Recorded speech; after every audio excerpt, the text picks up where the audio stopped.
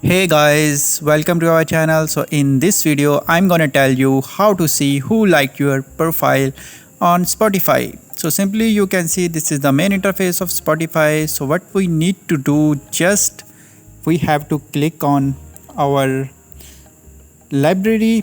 After this, click on add artist, just click on playlist. So here we will create a playlist. Just tap the random playlist name here and just click on create.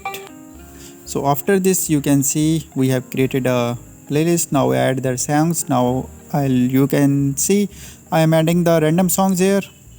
So after adding the songs you can go back. So here you can check all the details of your playlist. So you can simply see here all the likes and the people who follow you as well.